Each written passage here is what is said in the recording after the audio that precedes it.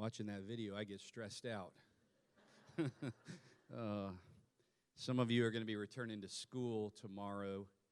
Maybe you've been off on a holiday break and you return to work tomorrow. Some of you return to watering the tomato plants tomorrow, having been gone up north. So let's do a little exercise together. Everybody take a deep breath. Hold it in. Let it out. Isn't that nice? We live in a pretty fast-paced society, don't we? Today we're going to start a brand new series called Margins. And it's going to be about finding the margin, the breathing room in life, in our schedules, in our finances, in our relationships. And I want to encourage you, there are going to be people you're going to think about today or tomorrow or this week that you want to make sure they hear this. So you'll be able to go back online. They can watch it later. They can go to our YouTube channel or on Facebook and watch it. But we're going to set the table today on where we want to go over the next several weeks, because it becomes very important in the lifestyle that we live, which is very fast-paced. We find some margin, some breathing room. To get us started today, I want to give you an illustration to help you kind of know what I mean by this, and I'm going to give you some definitions to help you understand all of this. When I was a young boy, the first 10 years of my life, I lived in a city called Sylvania, Ohio, a suburb of Toledo. And I often, if you ever hear me talk, I say, hey, I'm from Atlanta. We moved when I was 10. But when I was just a young boy, we were in Toledo, Ohio. And I'm grateful for my childhood. My mom and dad will watch this message. They're going to crack up when I tell this illustration, I think. Forgive me in advance if you don't like it. I had to share a bedroom with my sister. Anybody ever have to share a bedroom with a sibling? So my sister and I were a year apart, and so when we were both young, we shared a bedroom. Now, we're very different people. On one hand, I've got a little bit of a streak in me that's kind of a clean freak. You met those people before that just, everything has to be neat and in order. My shirts are rolled a certain way. My shorts and my jeans are rolled a certain way. Now, don't hold this against me today. It just is what it is. I fold my socks. Everything has a drawer. Everything has a compartment. Everything has its place. It's just the way I'm wired. It's the way I function. And I've done this since I was a child. I just did this. Every week on Saturday morning, the vacuum cleaner would be brought from downstairs to upstairs, and I would vacuum our bedroom and put lines in the carpet as a little boy. It's how I'm wired. Now, you'll notice on this table I have nothing. This is going to represent my roommate, my sister. This is kind of how her clothes were.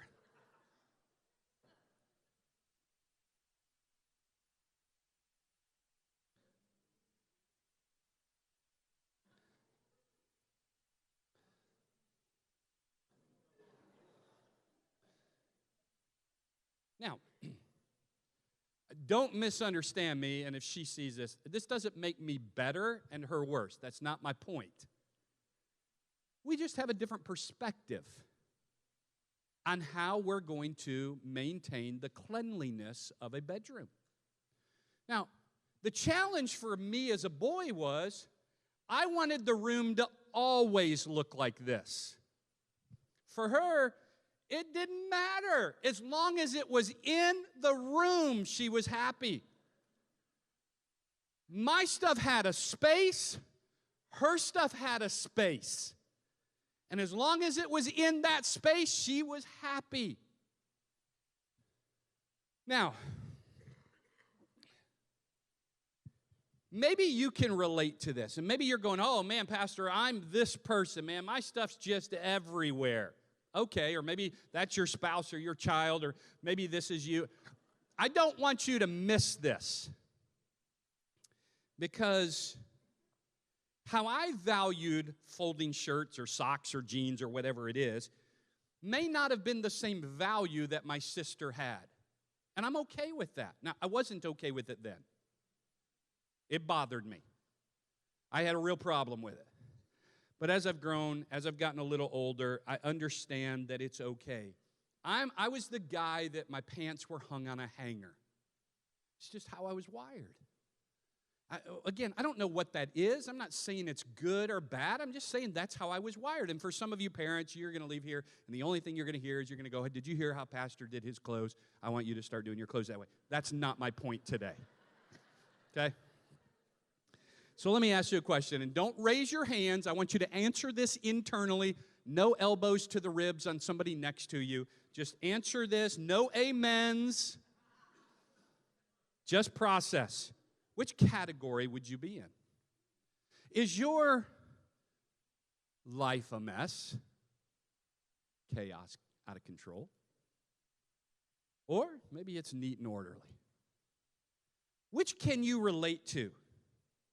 Are you the person that has no defined space, no order? As long as everything's in the general vicinity, you're okay. And whether it's your bedroom, the back of your car, the attic, the garage, wherever it is in your life, is it, hey, everything made its way to the space, and you're just okay with that? Matter of fact, we're laundry bin people. Maybe this is that space. And as long as it gets into the bin, you're okay with it.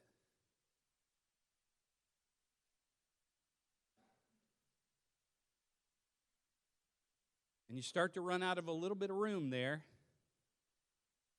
You got to figure out a way to get it all in, and you start jamming and cramming stuff in. You get it. Those on this side of the room couldn't see that. There it is. Whether it's your bedroom, the back of the car, the attic, your office, your garage. And some of you are going, Pastor, what's wrong with this? I'm glad you asked. You know, it's one thing for our bedroom or our car or the attic to look like this, kind of out of control. We're all different. Again, this is not about 2020, set some new rules in your home and everybody's got to fold their clothes a certain way. That's not what this is about. Because I believe that we all are wired uniquely and differently, and you can be one or the other. The problem is this. The problem is when life gets so crammed and packed, you can't find more room to put anything else. It's okay for your room to look like this, or your closet to look like this, or the trunk of your car to look like this, but here's what I'm going to say to us. It's not okay for your life to look like this. Like this. It's not okay for relationships to look like this. It's not okay for your checkbook, your bank statement to look like this. That when you open, it just explodes because it's so full, so packed, so crammed. And sometimes we can even say, and I'm guilty of it as well, we can just say, well, it's just a season. This season will end and things will get a little better. And I get that. But I don't know. In my few decades on this planet, it feels like rarely does that season change. And it feels like there's times of pressure where it is to do even more or get even faster or accomplish more. So whether it's your schedule, whether it's your finances, whether it's your relationships, whatever it is, may it not look like this. So packed, so full, no room for more relationship, no room and no margin anywhere in there. God actually has something to say about this topic. And that's really what I want to talk to you about to start 2020 and to kind of get us going in this. You might say right at the beginning of this, Pastor, I know where everything is. It's all there. It's all there. That's all I need. I get that. But I'm just going to ask if you would to indulge for the next few moments. You say, but Pastor, I'm okay with my T-shirts and my clothes as long as I know they've come out of the washer and the dryer, or I hung them up outside and they're clean. All I got to do is put them on. Hang with me for a moment. Because as a pastor, one of the things that is a privilege is to come alongside of people. And I want to say, over the years, many years as a youth pastor, now as a senior pastor, it is no fun to watch a family, a couple, an individual stressed out over their schedule, and then relationships begin to suffer. Or so stressed out over the finances that if there's a bump in the road, an emergency, and there's no plan, it generates tremendous stress in the relationship. My guess is that many in this room have experienced that. We've maxed out the checkbook so far that when that bump in the road comes, we have no margin. Or maybe we leverage our children's schedule with so much activity, and we're comfortable with the thought and the fact of, I want them to be experience rich, and I want to encourage you, as a dad of 3 young adults, may your children, if you're parenting small children still, create a home that's relationship rich rather than experience rich. And one day you'll understand that even greater. And there's people in this room that would say it even stronger than I just said it. It's no fun to see couples have tension, maybe even ultimately dissolve a relationship because the income was at a certain level, but the expenses exceeded it. And the stress of that. 15 years ago, a little over 15 years ago, actually, Darlene and I were in a church. We had a pastor, his name was Andy Stanley. He was in Atlanta. And you may have heard him, maybe you've heard of his dad. And he preached a series of messages called Margin. And I'm telling you, man, it rocked my world. It rocked my world. There are times in my life that, and maybe you can relate to this, there's times in my life I can be a workaholic. Maybe you've heard that term before. I like what I do. Maybe you're there. Maybe you have a tendency to lean in on being a workaholic. That was me. And at times still is. Or maybe it fleshes its way out in some form of your life. And I listened to our pastor preach through a series that was so impactful on me. Back in September, as I was mapping out coming into 2020, I knew where I was living, and things had gotten really busy for me, very hectic. And when they get hectic and busy, some things go away. You sacrifice some things to do other things. And I knew as I was mapping and planning, I thought, man, I need to go back and revisit margin. I need to figure out, God, with your help, I need to reestablish margin in my life. And so I knew, man, this would be a great place for us as a church to press pause at the beginning of a new year. Maybe it's in your marriage. Maybe it's in your workplace or in your parenting. Maybe it's just in family relationship, whatever that dynamic is. Because I'm one of those guys, and maybe you can relate to this. I'm a 24/7 guy, man. There's times I can just go without sleep to get more done. And again, if you can't relate to that, it's okay. I think you understand. And what can happen quickly is margin evaporates. So over the next few weeks, I want to talk about at the end of the day, can you breathe? At the end of the day, can your closet look like that? Again, this isn't about having a clean closet or a dirty closet. It's a metaphor. Because when our closets are so full, our schedules are so full, and our checkbooks are so full, margin is this. It's not having to drive 80 miles an hour to get to the next appointment because you left late. Margin is giving yourself enough time to get to that next appointment. I'm going to help you to understand where I want to go with this. Margin is about sitting down as a family, if you've got children at home or maybe even in your own marriage, sitting down and saying, you know what, we're going to sit down at the table. Remember that thing? And eat a meal together. Some of you, even if it's once a week, that would be a win. Margin is when, at the end of the month, there's a little money left over to go out for dinner and maybe a date night with your spouse. That's margin. Margin's the ability to come to church and hear a sermon without thinking about what you have to do when you leave here. Margin's the ability to spend time praying and talking to God in a quiet moment without interruption. We all need margin. So for the sake of clarity, I want to give you the definition that our pastor gave us that day.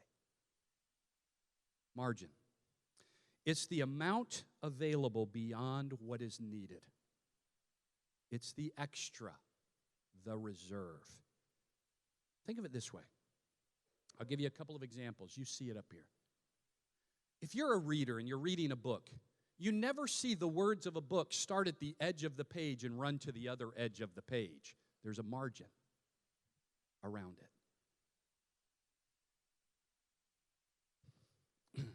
If you drive an automobile, the average width of an automobile in America is 6.5 feet in width. The average U.S. federal highways are 12 feet. That means you've got approximately almost 3 feet of margin on both sides. Some of you need all of it. And you know your spouse needs all of it. But I want to tell you, do you know in Europe, the average is around 8 feet 2 inches?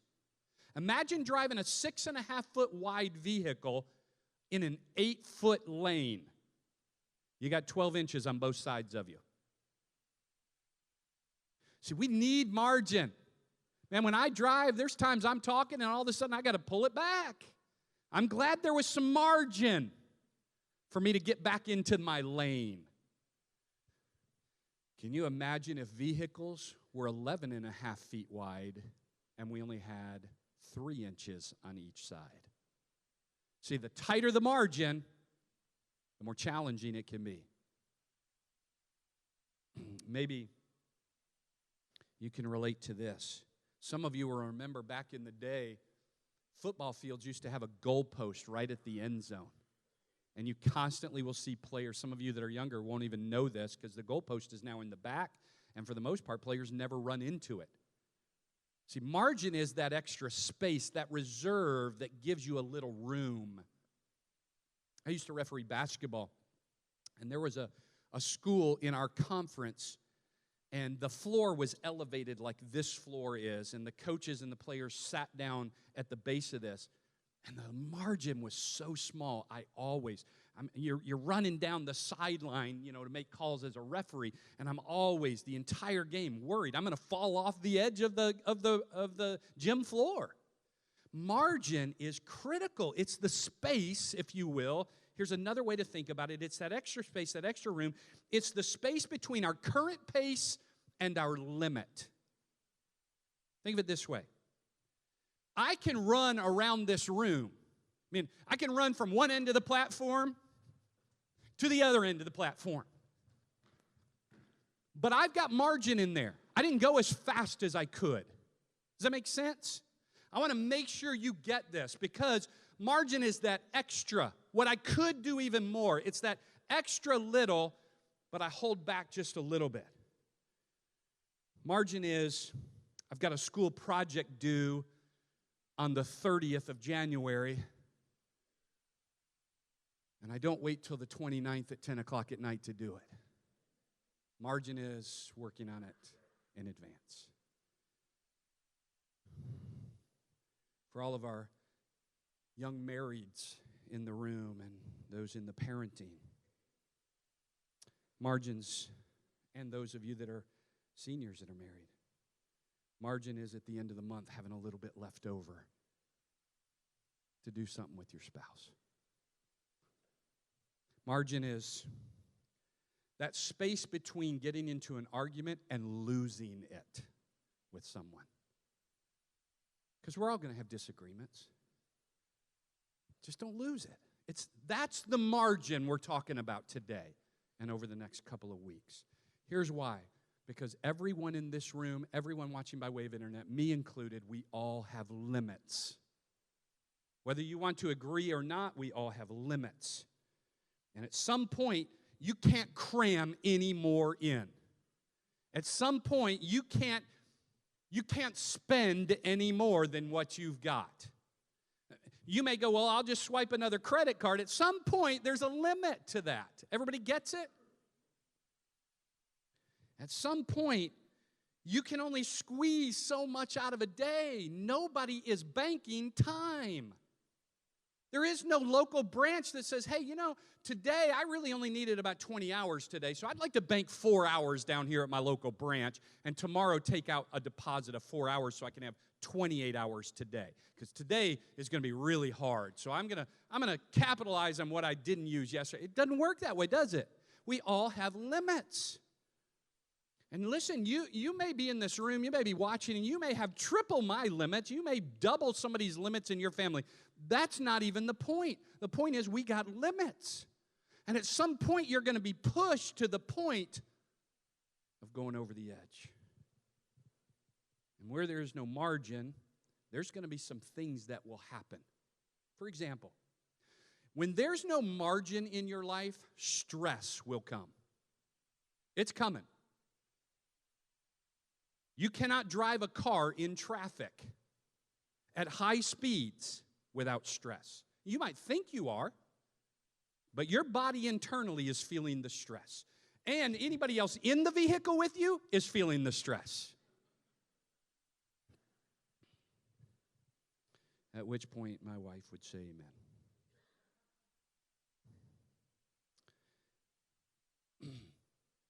Stress happens at the end of a ball game when your team needs to score and there's just seconds left.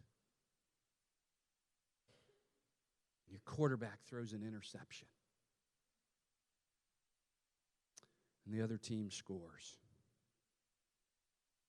As time runs out, stress. Because there's no more margin. There's no time left. It's all been exhausted. In a dating relationship, stress happens when that guy, girls, when that guy presses you to compromise your morality and your convictions. There's got to be margin in that relationship. There's got to be a point that says, I'm drawing a line in the sand. I'm not going over this line because you're going to be pushed. Some of the guys, you're going to get pushed. And the stress of this happens when we eliminate margin. Our stress goes up. And when stress goes up, focus narrows. And you're going to be thinking about this over the next few days. I encourage you, man, on the back of your bulletin, you can write all these things down because your focus is going to narrow. As your stress goes up, you're going to limit that focus. I can't explain it real well, but I think I can help you to understand it a little bit, maybe even right here. Rarely do you see me stand right here when I'm speaking. I don't come right here to speak to you. It creates stress for me. I'm standing on the edge and I think, man, what if I trip over this cord right here and I fall and I embarrass myself? So rarely will you see me come right to the edge. What you'll see is I typically go to here. I leave myself that reserve, that margin. Does that make sense? By the way, if I did as a speaker speak right here, you're going to feel the stress. What if he topples over on me? What if he spits on me? What if he's not feeling well? That's why we have a little arrow up here on the stage where we put this, because I don't want to stand right here. Listen, the moment I do this and I come up here on the, stress goes up. I mean, what if he trips and falls? Does that make sense? Margin is that space available, that extra room, that reserve beyond the limit. Man, I can talk from the edge. But for me, for you, it's much more to our advantage if I stay back a little bit from the edge. When I stand on the edge, my stress goes up and my focus narrows. I'm thinking as I walk, will I go off the edge? See how our focus narrows? When I'm driving a car at high speeds to get to my next appointment, stress goes up. I now begin to focus on getting to that appointment. Margin is the amount available beyond what is needed. It's the extra. It's the reserve. When there's stress and our focus is narrowed, here's what happens. Relationships suffer. You'll have less to give to your relationships. Your attention will be divided. You'll show up for a date or a dinner or an appointment, but you're really not there. Your mind is thinking something different. We have a phrase for that. You're not present in the moment. You're thinking about something else. By the way, sometimes we even come to church not present in the moment because we're stressed over a bill that's due or a child's activity or something happening at work, and we come here just to catch our breath in this room, but our focus is narrowed because of the stress. I hope this is making sense to you. And our temptation in this life and in Western culture is to get as much out of life as we can. I'm going to maximize every minute that I can. And I just want to remind us, we have limits. There is only so much bandwidth in us emotionally, physically. Listen, some of you in this room, man, you could preach this sermon from a physical side. You pushed your body to the limit and it hit a wall. And I've been there.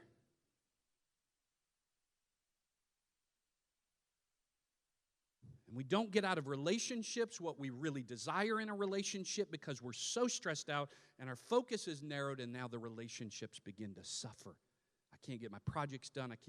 I can't obey the law and drive a proper speed limit because I am stressed.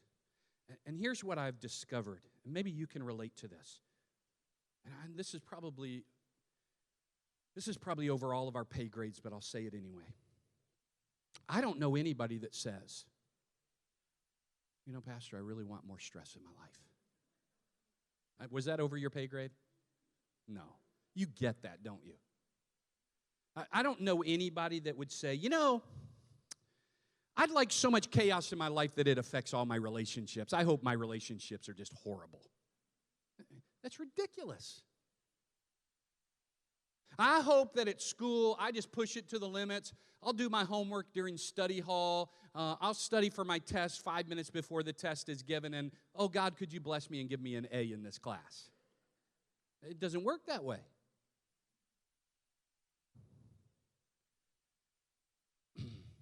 No parent wants to be the parent that when your children walk into the room as they grow and they get older, no parent wants to be the parent that when your childs walk in, everybody runs for cover because you're in the room. Because you're so stressed out, they don't know what they're dealing with when they walk in.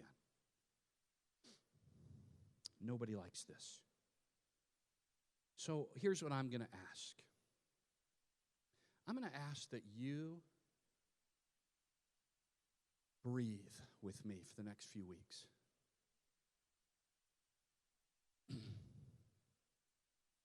I actually wanted to speak a lot longer and share a lot more with you today. And I was praying in my office at about, it was probably about 8:20, 8:25.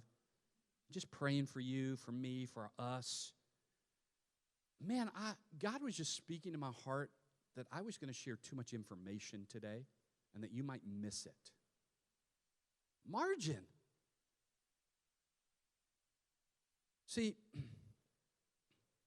if you'd be willing to embrace this over the next few weeks, you may know somebody that needs this. It might be a child, a spouse, a friend, a coworker, a boss, an employee, whoever that is, a neighbor, and get them here. Today's just going to be an introduction. Here's what I think happens, and I promise you I'm going to be able to support this in Scripture. Here's what I think happens, and I'm going to use kind of a culturally relevant, kind of a new term. If you're not familiar with this term, may you become familiar with it today. But here's what I think happens when we don't embrace margin in our life. Here's the reason and the driver I think that happens for us. It's called FOMO. How many of you have heard of FOMO? Say FOMO with me. FOMO. FOMO stands for fear of missing out. FOMO. It's a very popular term with the millennials. Fear of missing out. The fear that if you're not a part of something, you're going to miss out on something. The fear that you're falling behind in some way. And so fear drives you that you got to do more and experience more. Or fear of saying no to your children. Man, I've been a dad. I am a dad.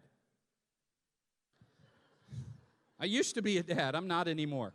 My kids, you find your own home.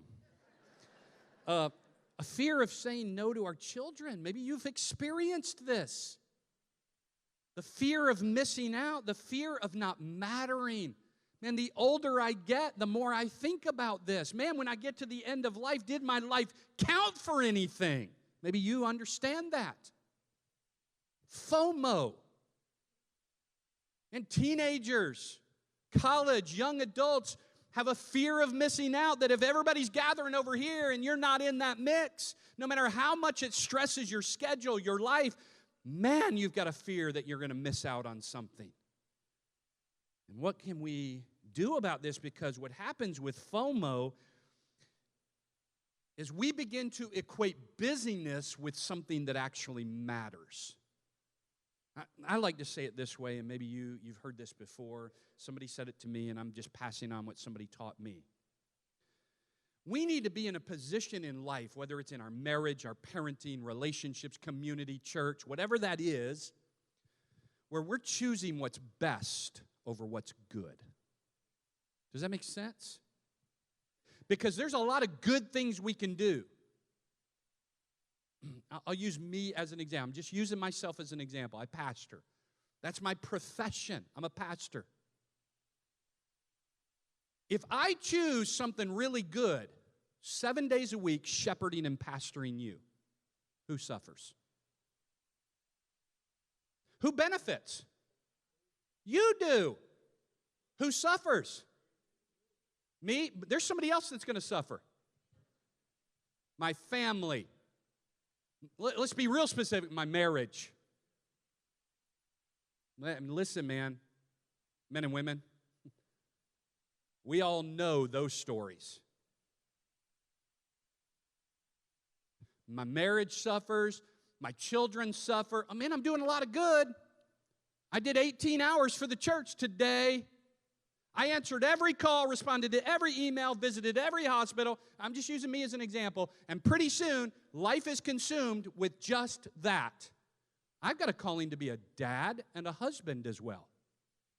And by the way, when that fails, I fail you. I can't set an example of what it looks like to be a good dad or a good husband. Listen, I'm not perfect at this. I'm in the journey too.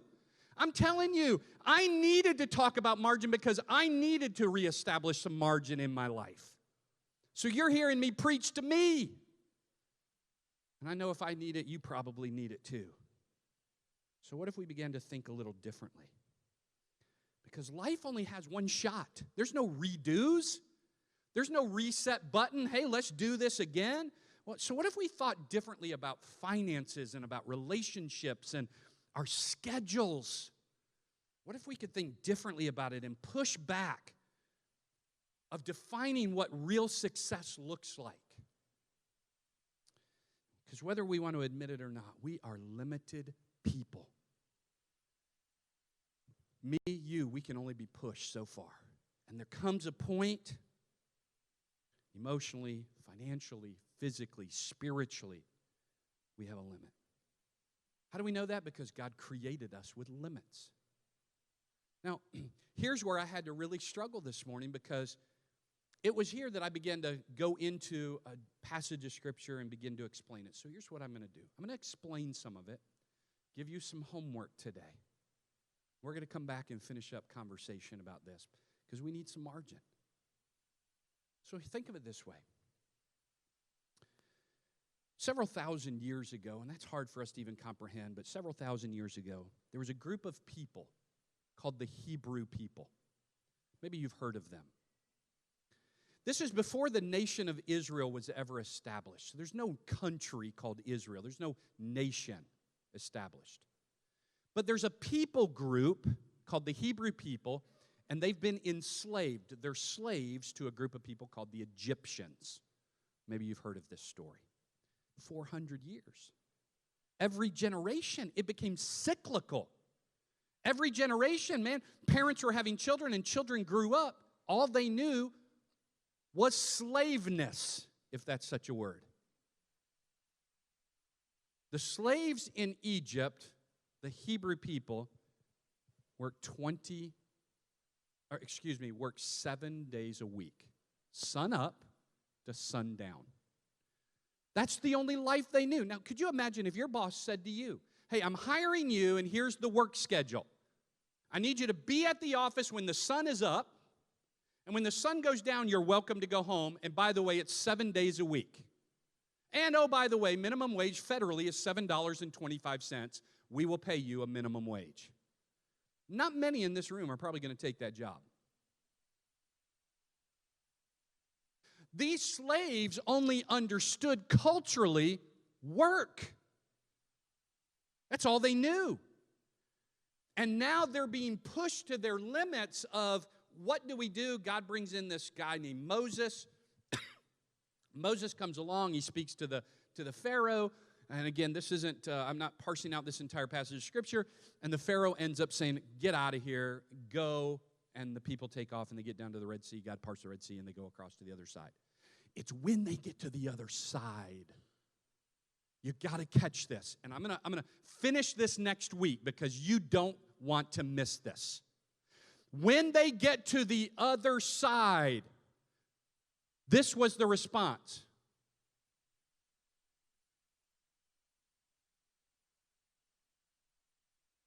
Well, now what do? All we know to do is work for our taskmasters, making brick and mortar and food and crops and all that stuff so that they can be successful. Man, we're out here in the middle of the desert. What do? Where are we going to get food? Where are we going to get something to... We got babies to take care of. And now they're finding themselves in a position of, this is a whole new world. See, here's what God did. God began to establish a new nation called the Israelites, which become a pattern for us, an example for us of how life should be lived. So I'm going to read a portion of what happened as they're now forming. And God is establishing, hey, I know for 400 years you've had children who have had children who have had children, and they've grown up only in one culture: work, work, work, work. Maybe you know that feeling. Feel like all you do is work, work, work, and at the end of the paycheck, there's not much left. That's the life they were living. And God said, I'm going to establish a new nation with some new limits, and I'm going to help you to understand some new things. So God did this. He established something called the law. We commonly refer to it, and we kind of do a disservice, but I think you'll understand what I mean by this. We commonly refer to the law as the 10 Commandments. The law is much bigger than that. It's really a reference to the first 5 books of the Old Testament, but let's not go there today. We can understand the 10 Commandments. Really, there were over 600 commandments. But I want you to hear what God said. I'm not even going to put it up on the screen. I'm going to read it right here. Exodus chapter 20, verse number 1, God gave the people all these instructions. So a new nation is being formed. All they know is work. and they work for somebody else. So God said, I'm going to establish a new nation. I'm going to make you a great people. I'm going to do something different, and you're going to be an example to everybody. So here's how I want this nation to be run. So God gave them these instructions. Number one, I am the Lord your God. I mean, they've got hundreds of gods they were serving, and their bosses were serving in Egypt. I am the Lord your God. I'm the one who rescued you from the land of Egypt, the place of your slavery. Therefore, you must not have any other God but me. Period. This is no negotiation. I brought you out of slavery.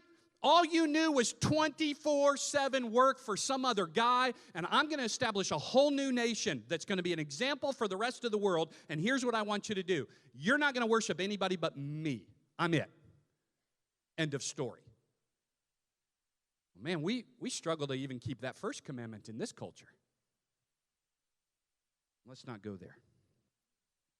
Then he said, you must not make for yourself an idol of any kind or any image, whether it's in the heavens or in the earth or in the sea. In other words, you're not allowed to bow down to anything but me. And he says, why? I'm a jealous God. I want you all to myself. You cannot use the name, commandments. You must not use the name of the Lord, your God, in a misused way or a vain way. You're to honor your mom and your dad. You can't commit murder. Hey, in this new country, no murdering. In the new country, no adultery. By the way, no stealing. And he lays down all these commands because it's a whole new nation. He's got to deprogram them.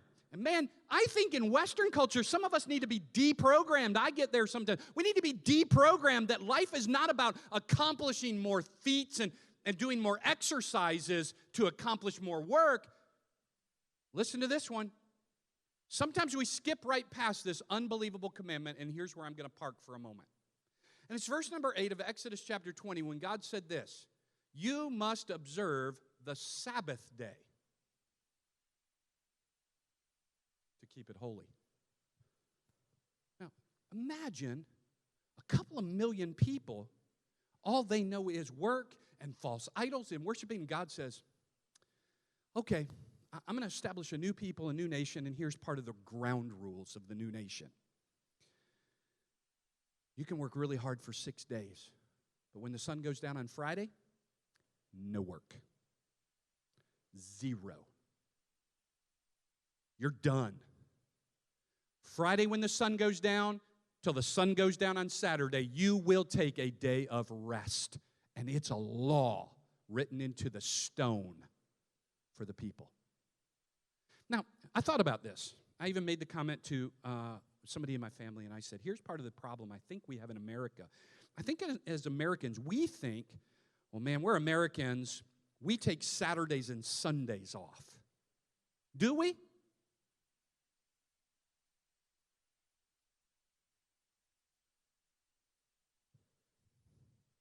God said, the days of working 7 days a week are done. You're not going to do it. You're going to take 1 day and you're going to rest. And here's what you're going to do. You're going to honor me with your worship. And here's the way we're going to do it. This day is going to be set apart to be a holy day, he called it. And I want you to remember that you're going to have 1 day a week. Now, imagine the dad's going, wait a minute. Who's going to take care of the crops on Saturday? What if the harvest comes and there's still food to get? Who's going to get it? God, here's the principle. You ready? God's saying, trust me. You don't have to do all the work. Let me do some of the work. I love you.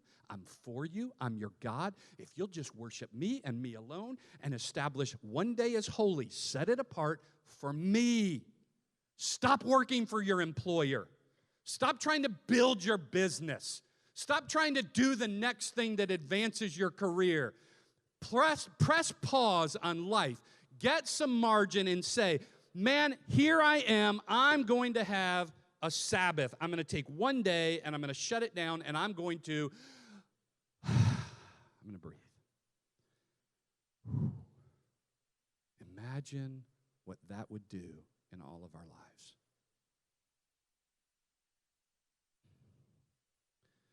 Well, I don't know that we'll get all the crops in, God. I mean, I hear you, but man, can you imagine that first Saturday rolling around?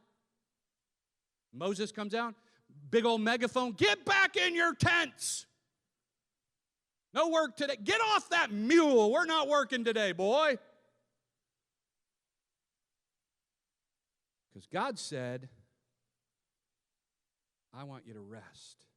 And you know what happens when we push that to the limit? What we're saying is, God, I can do this without you. I don't need you. And it becomes a lack of trust. Well, what about the animals? Don't we need to tend to the... Trust me, man. I got it, God said. Well, the roof on my house blew over in that storm, and it's Saturday morning. I need to fix my... No, you don't. Trust me. I got it. God wanted them to learn as a new nation a dependence on Him and not on themselves. That's all they knew. Matter of fact, it even goes deeper than that. Every seventh year, they couldn't even plant crops in the seventh year. Because God wanted them to depend on Him for an entire year. So if they don't, by the way, some of you are going to leave here and go, oh man, I don't have to work anymore. I'm just going to trust God. They worked hard. And if they didn't work hard, they didn't eat. This is pre-refrigeration days.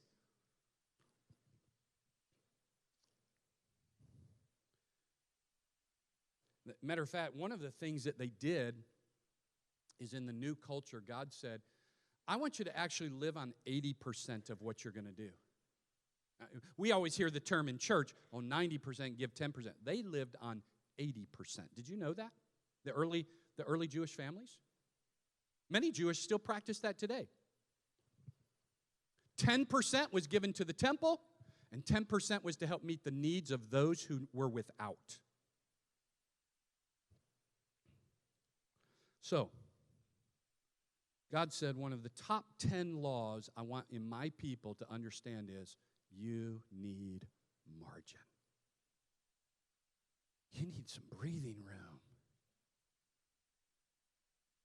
So during this series, I'm going to call us to the first quarter of 2020, a new decade, to trust God.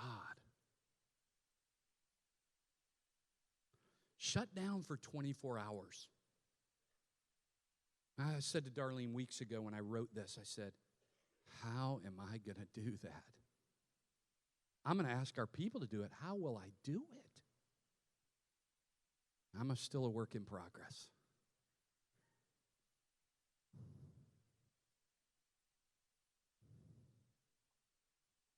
That means that you got to work hard in preparation of your Sabbath. God's saying, trust me. So, 11:15. See, I didn't leave us any margin. I just kept talking.